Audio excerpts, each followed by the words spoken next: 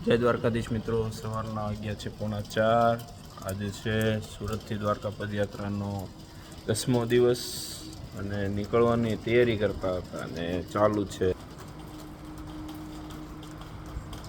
થોડો વરસાદ ધીમો પડ્યો છે અને આપણે નીકળી ગયા છીએ હોટેલેથી। જોઈએ વરસાદ ન આવે તો આજનો જે રન કાપવાનો છે 40-45 કિલોમીટરનો, તો હવે કપાઈ જાય। સવારના વાગ્યા છે 7 અને વરસાદ છે ફૂલ। ચાલવા નહીં દે, કવરાવશે આજે। વરસાદ થોડોક ધીમો પડ્યો છે, આમ તો બંધ જ છો છે, થોડો હાલી નાખી ભોગાઈ જાય રાજકોટ। તો વાગ્યા છે 11 અમે પહોંચ્યા છીએ મહિલા કોલેજ રાજકોટની ગલી કૂચીઓ પાર કરીને ત્યાં સુધી ભેગા છીએ।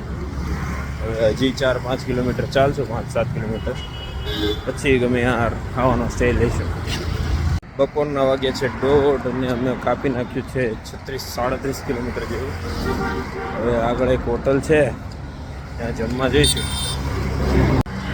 બપોરના વાગ્યા છે 3:30 ને અમે હોટલમાંથી જમીને આરામ કરીને નીકળી ગયા છીએ। હવે અહીંથી રાત્રિ રોકાણ કરવાનું છે। હોટલ છે 13 કિલોમીટર ત્યાં। સાંજના વાગ્યા છે 5 અને અમે છીએ હોટલથી 5 કિલોમીટર દૂર।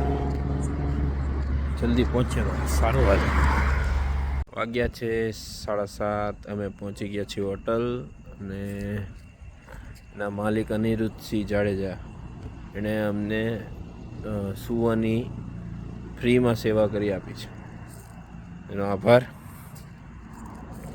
અને હવે જમી લઈશું, પછી આરામ કરીશું। બાકીનો બ્લોગ આવતીકાલે।